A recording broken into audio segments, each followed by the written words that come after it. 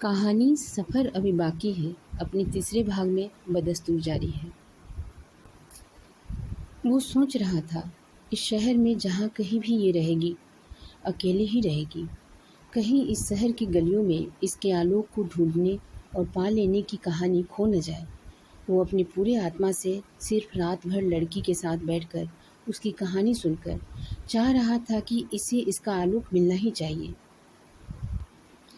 सो उसने अपनी सारी मुखरता को इकट्ठा कर पूरी दृढ़ता के साथ बोल ही दिया,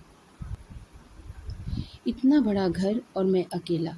हाँ, अकेला ही मैं यहाँ रहता हूँ। आप आलोक को ढूंढने की जद्दोजहद यहीं इसी घर में पेइंग गेस्ट बनकर कर सकती हैं।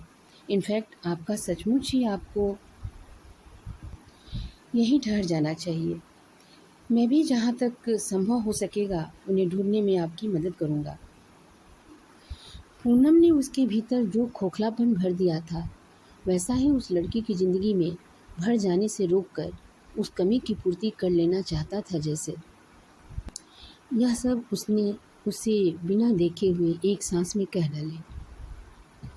उधर उसके दिल में एक ही धुन थी और आंखों में जो छवि थी, उसने ज़िंदगी के बाकी तस्वीरों को ढक रखा था, बाकी सभी तस्वीरों को ढक रखा था। छी, जैसे वो अपनी इस मकसदे मंजिल के अलावे बिल्कुल बेपरवाह और बेफिक्र थी। सो उसने वहाँ रहना मंजूर कर लिया। पूरे घर का एक चक्कर लगाकर मुआयना के बाद अपने लिए उसने दूसरी मंजिल के पीछे बगीचे की तरफ वाला कमरा अपने लिए चुना। इस कमरे को अपने लिए रखूंगी, उसने उसकी तरफ देखकर कहा। उसने गर्दन हिलाकर हामी भर दी, मगर किराया पहली तारीख को दे देना होगा। मधु ने जवाब में कुछ नहीं कहा, सिर्फ हंस भर कर रह गई। उसके साथ एक साल के जीवन के पहले दिन का सवेरा जिस तरह से हुआ था, वो आंखों में हमेशा के लिए किसी चलचित्र की तरह समा गया था, दिल से कभी न मिटने के लिए। नींद अभी आधी ही खुली थी, तब सुबह के सपने की तरह उसके कानों में एक बहुत ही खूबसूरत लड़की की सुरीली आवाज़ उस कानों में पड़ने लगी। उसे ऐसा लग रहा था जैसे कोई सुंदर सपना देख रहा है। जैसे सपना टूट गया हो, आंखें भींजते हुए उठ बैठा और आहने लगा कि सचमुच की आवाज़ थी या सपना। गाना बंद हो चुका था। थोड़े ही पल में उसके सामने चाय की ट्रे लेकर सामने खड़ी थी। उसने पूछा, रामदेव कहाँ है? तुमने क्यों चाय बनाई? उसने कहा, अपने लिए बनाई तो बना दी। उस दिन से चाय उसके हाथों की ही मिलने लगी और डाइनिंग टेबल पर खाना उसके बनाए हुए से सजने लगे। रामदेव को सिर्फ अपने साथ किचन में रखती थी और बहुत ही इज्जत करती थी। वो तो जिन कमरों की आवश्यकता होती उन्हीं में रोशनी करता था, मगर गोधूली बेला होते सारे घर में घूम घूम कर रोशनी कर देती। बोलती, शाम के समय घर के किसी कोने में अंधेरा अच्छा नहीं होता। माली पहले जितने फूल खिलाता था, उसके 4 गुना फूल बंगले में खिलने लगे। पूरे घर को सुंदर बड़े बड़े फूलों वाले गमलों से सजा दिया था उसने। आलोक को ढूंढने के बाद जो समय बचता था, उसे यूं ही बिताती थी वो।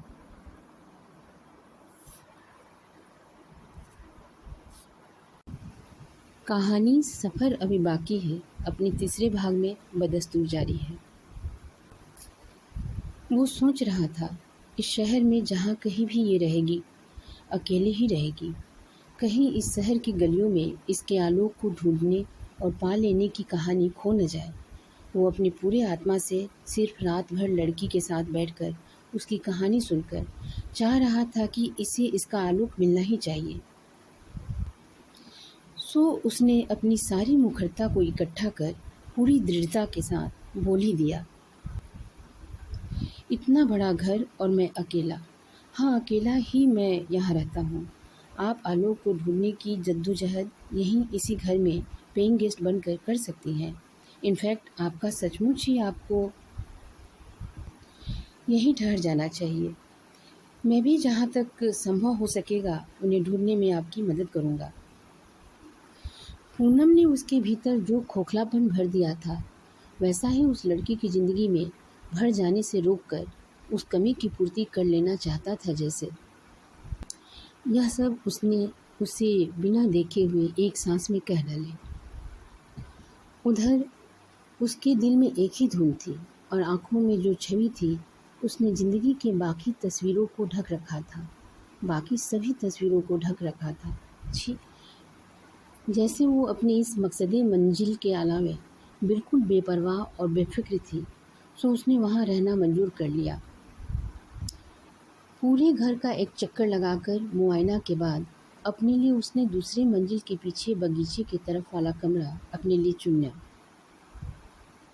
इस कमरे को अपने लिए रखूंगी, उसने उसकी तरफ देखकर कहा। उसने गर्दन हिलाकर हामी भर दी, मगर किराया पहली तारीख को दे देना होगा। मधु ने जवाब में कुछ नहीं कहा, सिर्फ हंस भर कर रह गई। उसके साथ एक साल के जीवन के पहले दिन का सवेरा जिस तरह से हुआ था, वो आंखों में हमेशा के लिए किसी चलचित्र की तरह समा गया था, दिल से कभी न मिटने के लिए। नींद अभी आधी ही खुली थी तब सुबह के सपने की तरह उसके कानों में एक बहुत ही खूबसूरत लड़की की सुरीली आवाज़ उस कानों में पड़ने लगी। उसे ऐसा लग रहा था